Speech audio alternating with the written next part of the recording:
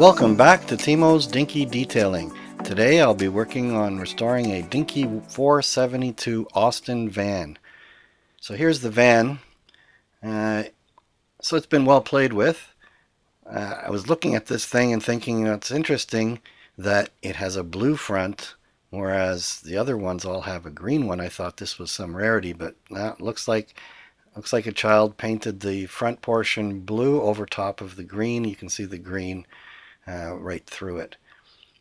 So this one, the tires are in bad shape. Actually, before filming this, I put 2 new tires on the front. It didn't have any front tires, and the back ones are hardened and appear to be unsalvageable. So I'll have to replace those. So on this model, I decided I'm not going to go too far with it. I'm going to try and do it as a restoration again. I haven't done one of those in a while, but I will have a little bit of customizing. And I'm not thrilled with this. Maybe when I get the next one, I'll make it into a shell. I think it was shell on this one. But I'll be making this one into a Raleigh. And we'll talk about that later. So here it is. You can see it's scraped up. It's got some rust on the bottom, which is pretty normal. And it's obviously chipped, so it's going to need to be stripped and repainted.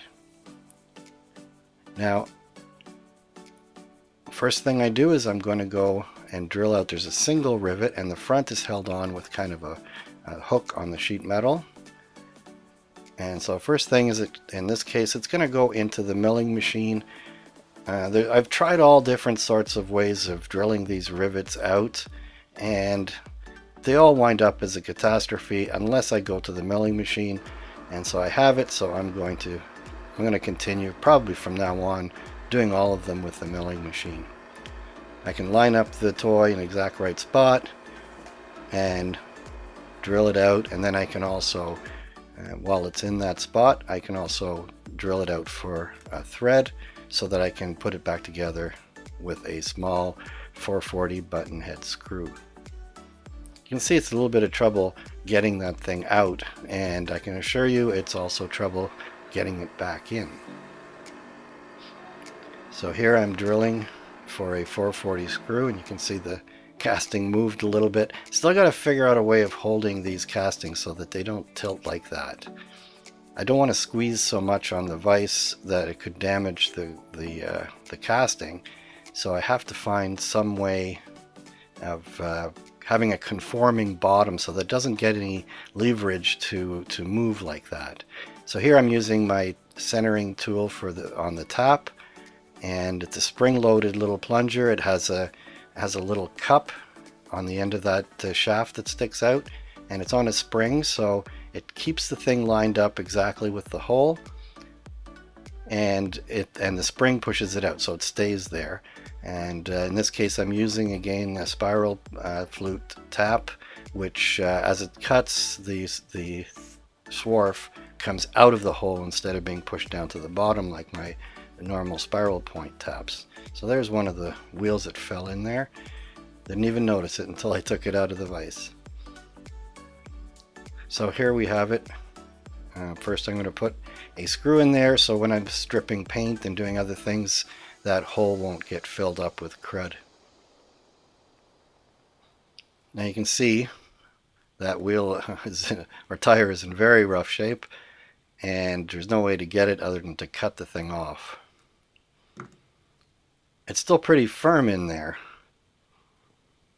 and it wouldn't break just on my finger action, so I had to bring some tools in to get involved with that. So I'm going to take my axles off. I'm not using a Dremel tool like most restorers would. I like to do it with a file. I have more control over it, and I find that it takes a little longer to file around that thing, but if you compare it with the time it takes to go get the Dremel tool and put a bit on it and then grind it and then put that Dremel tool away again, I can do it just as fast with the file. So I'm putting them on one axle so that I can strip the paint off of them all at once. So into the plastic bucket it goes, and then this is outside now, because I don't like that caustic soda smell going into the house. So boiling water goes in, some caustic soda, and this is the fast way to remove paint off of these models. Somebody was warning me that it could possibly damage the casting. I would like more information if somebody knows if it actually can dissolve the metal casting. I haven't noticed it, but I did have a model that was very pitted, and I wonder if it wasn't caused by the caustic soda, but it would have to be some different casting alloy that was used on one day or something, because most of them don't have any trouble. So this primer that I'm putting there is a special primer. It's an etching primer, and just by coincidence it's green. Here I'm putting for the base, it's a satin black paint. Now I've got to sand this thing because the casting is pretty good, but it's not completely smooth. Fortunately the primer goes and fills a lot of those gaps. So the base is done with a satin black Krylon paint that I really like, and in between I had some other paints, and they would take 2 days to stop being sticky. So I went back to the Krylon paint in about an hour. It's not sticky at all. So the wheels are getting yellow paint. That's the original with the Raleigh cycles. Now I'm saying Raleigh because I looked it up on the internet. If you talk with people in North America, Canada, US, they say Raleigh because they have a city in North Carolina called Raleigh. But when the British talk about Raleigh cycles, they say Raleigh. And British and Australians both use that. So I'm going with Raleigh. I like that better, even though in my youth we called them Raleigh. So I've already painted green. You just watched me painting it, and you're probably looking at it and going, that's lighter than the original model. It definitely is too light. So I'm going to go back, and I mixed up some green, and I added a little black to it. I did one where I mixed blue with it thinking that would work, but it made it too bluish, and it needs to be a real olive type of green and darker. You can see it's darker there, but you can't see quite so well. I find that the digital cameras are not that good at showing what the actual color is under all lighting conditions. So if you have different lighting, it's going to look different each time. So this actually looks a little lighter than it actually comes out, but you'll see later on in the video, I think you can see that it's darker. Now here's one of the axles. It's bent. So the best way to straighten these things is with a hammer.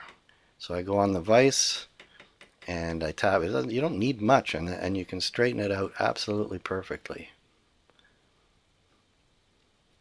So I'm going to be using a technique. I don't like to hammer on these axles anymore after the model is already done, or at least the base is already done. You've got to hammer on it. So I'm going to be putting it in the lathe. This is a 5C collet, and it's a 5/16. It's for that copper or brass sleeve that I made, because nobody makes such a thing.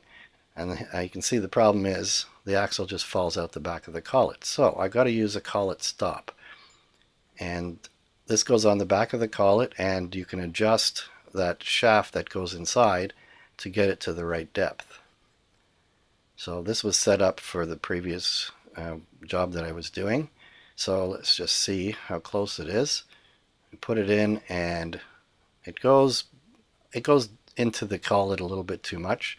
So I'm going to loosen up this locking nut and tighten it up a little bit.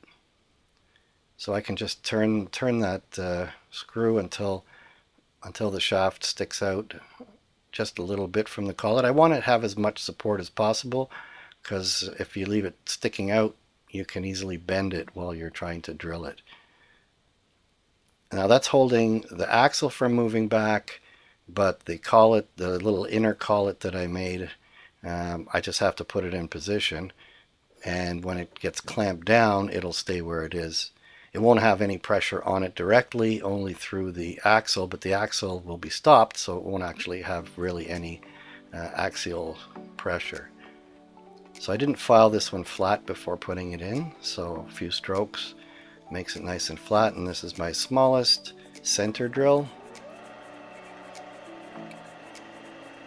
And I go in and I make a little dimple.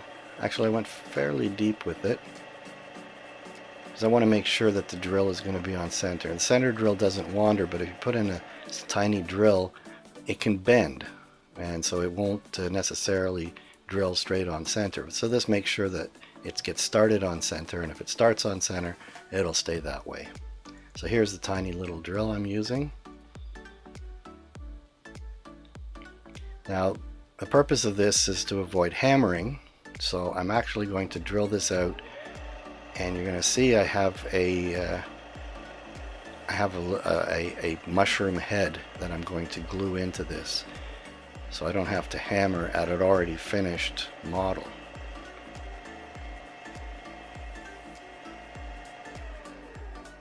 So that's the drilling. I'm showing you this one in detail. I'm going to be showing little bits in detail so people can see. I did another one in a fair bit of detail. So now this comes out, and you can see there's a little hole in the end. So that worked out perfectly. Now these are ones I made in a different episode, so I won't be showing how I made those. I'll put a link to the other video where I show how I made this. These are made from little stamped cheap nails that you would hang a picture on the wall with. Now I decided I'm going to put an interior, so I did a little bit of customizing. This was the first try at this thing. I modified it once, made the thing a little bit wider, and in this case I printed the steering wheel straight into the interior. And all that structure in behind, because this is kind of hanging in air, I needed to have it so it would stay in position. So I had to go all the way to the back of the van, to the sides, and to the ceiling. Now I've discovered another trick I could do with this model. This is thin plastic from the box of Christmas cards, and it's nice plastic for using as a windshield. I'm not going to have any glass in the side windows. It's like the windows are open. It's been being used in the summer, so they just kept the windows open. And I modeled in on the 3D printed part a little slot for the windshield to fit in, and it's perfect. It holds the windshield right in, and it's very, very simple. So I'm going to be painting this interior yellow.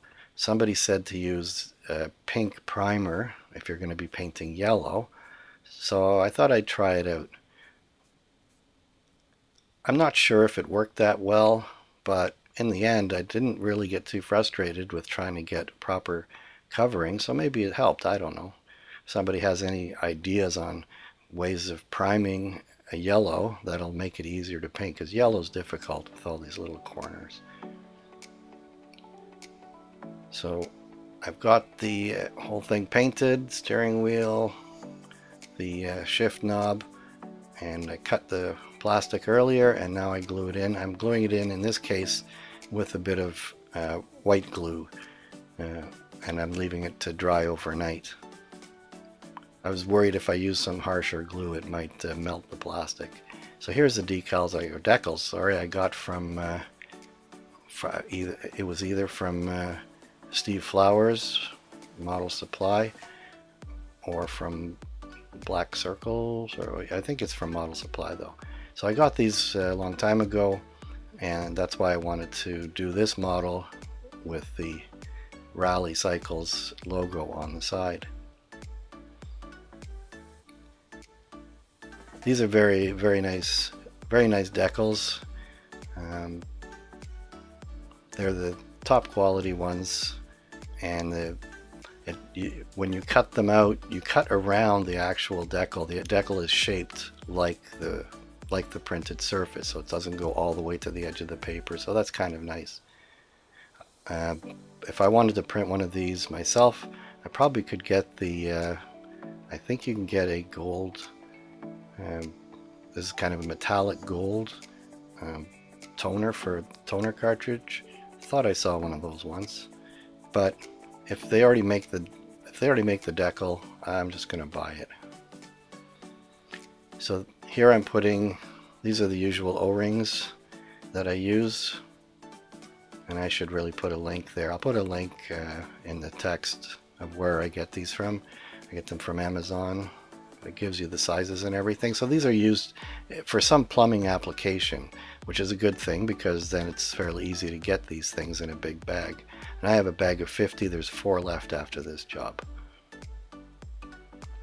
So here's my nail that's been machined. I've cut it shorter. It has been machined so the head is more like a mushroom shape. And I'm using epoxy here, and it's a little bit tricky pushing it in because the epoxy creates an airlock and it wants to push it back out. So there you go. It looks like a beautiful mushroom, and I didn't have to hammer away at the with where the base could get damaged. Now I'm going to be doing the front grille. I was looking at some images of original Dinky models, and some of them they're painted in different ways. And one of them was that the entire front, the entire grille on the front, was painted silver with a spray paint. They used to use like a cardboard mask that was different for each model, and it would kind of fit the contours of the body, and then they would spray it. So you had this little bit of overspray in all these models. And so I've taped the whole thing up, and a couple of squirts of the silver spray, and I had to touch up a little bit with the fine sandpaper, and there I have the chrome on the front. I did it differently on the Nestle van that I did before, and I think it's better on the Nestle van. I went and I looked at how the actual van looks like, and most of the grille is actually the color of the body, and there's just a few tiny stripes of probably polished aluminum or something that give it some grill-like look. So probably less would be better. But anyway, this is one of the ways that Dinky had painted it. So I'm putting some basic details, hinges, door handles, and that interesting British style of tail light. I don't know how you drive at night and you've just got that one little light, and then I guess the light that illuminates the number plate.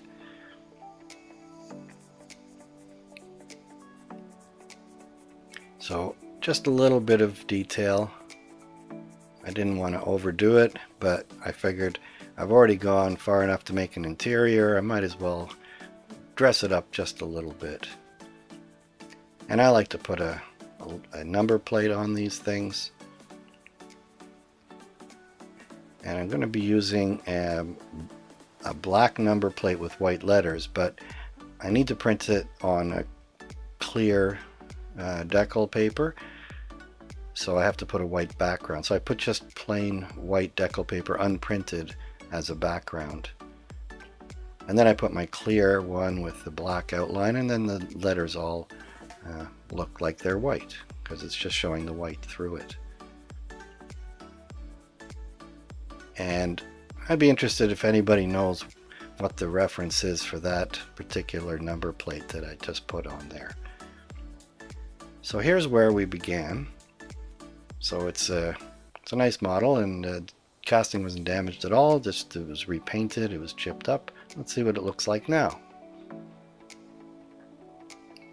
Well, that's the kind of toy you would see at the store when you would look into the behind the glass panel, and the toy is there, and it would have a number on it, and you would say, "Mister, I want to buy model number 23," or maybe it was the model, maybe it was whatever the actual Dinky toy number was. And then the store clerk would go and he would open the bottom of the cabinet, he'd pull out a yellow box, and inside the yellow box you would open it up, and there was purple tissue wrapped around the Dinky toy, and you would unwrap it and you would see a beautiful toy like this, which you would take home and proceed to destroy over the years. but that's why I'm here, to make them look good again. So I hope you enjoyed this episode of Timo's Dinky Detailing. Remember to like, share, and subscribe. I'm getting close to being able to monetize my channel, so by all means subscribe. I've got beautiful videos coming up, and you're not going to want to miss those. So until next time, be seeing you.